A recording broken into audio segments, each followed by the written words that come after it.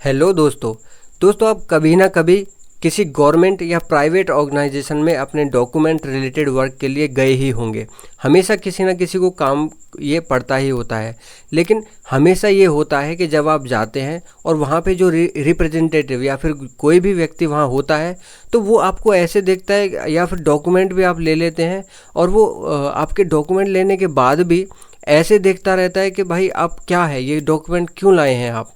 फिर आप अपने जब डॉक्यूमेंट उनको दे भी देते हैं पूरे डॉक्यूमेंट, फिर भी उनको ये कन्फ्यूजन रहती ही है कि भाई ये क्या है, ये सारे डॉक्यूमेंट अगर आपने 10 डॉक्यूमेंट किसी को दिए हैं तो उसको लगता है कि यार 10 डॉक्यूमेंट मैं पढ़ूंगा अब ये बैठ के, इसका कोई शॉर्ट तरीका हो या कुछ ऐसा कोई डॉक्यूमेंट ये साथ में लाते जिससे देख के मुझे एटलीस्ट पता चल जाए कि भाई ये आप क्या ला रहे हैं और वो कन्फ्यूजन दूर हो जाए।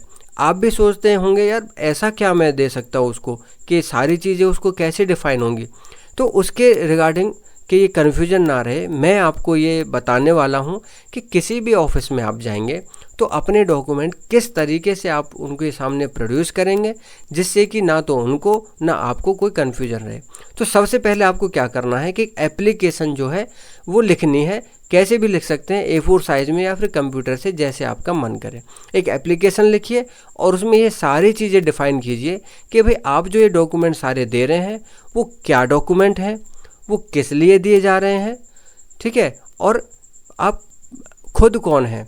मतलब कि आप अगर स्टूडेंट हैं तो उसमें लिखिए मैं एक स्टूडेंट हूँ, अगर अकाउंट ओपनिंग करवा रहे हैं मैं एक कस्टमर हूँ, अगर आप कहीं बाहर मार्केट में गए तो एक कस्टमर हैं आप, तो उसमें लिखिए कि भाई मैं एक अकाउंट खुलवाना चाहता हूँ या फिर मैं स्कॉलरशिप लाया हूँ या फिर मैं जो भी, उसमें डिफ़ाइन कीजिए कि आप क्या दे रहे हैं, क्यों दे रहे हैं। उसके बाद जब आप एप्लीकेशन में अपनी में ये सारी चीज़ें डिफ़ाइन कर देंगे, एक्सप्लेन कर देंगे, उसके बाद फिर आपको वो एप्लीकेशन किसके नाम लिखनी है, आप एक्सप्लेन किसको कर रहे हैं वो देखिए। ऑलमोस्ट हर एक ऑफिस में एक कंसर्न पर्सन होता है जो कि एप्लीकेशन लेता है। अगर नहीं भी है या आपको नहीं पता है कि किसको देना है तो आप हेड ऑफ़ द इंस्टीट्यूशन को, हेड ऑफ़ द डिपार्टमेंट को वो चीज़ दे सकते हैं।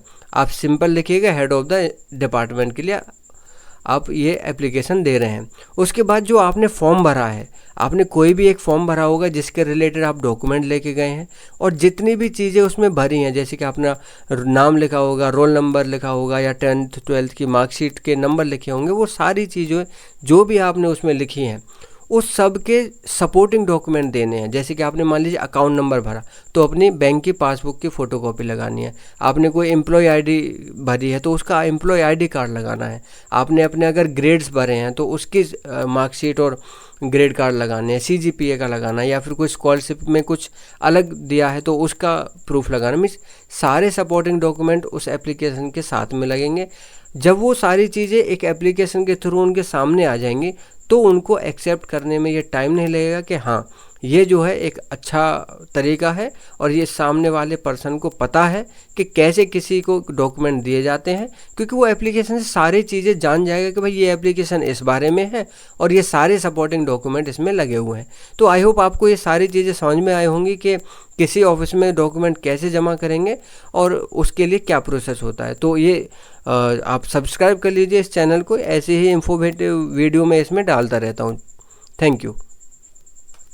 अपने दोस्तों के साथ शेयर कर दीजिए और इसको लाइक कर दीजिए। अगर कोई बात है और कुछ पूछना है इसके बारे में तो आप कमेंट करके नीचे मुझे बता सकते हैं। मैं आपके कमेंट का जवाब जल्द से जल्द देने का ट्राई करूँगा, और ऑलमोस्ट मैं हर किसी का जवाब देता हूँ कमेंट का, तो आप कमेंट करके कुछ भी मुझसे इसके बारे में पूछ सकते हैं। Thank you.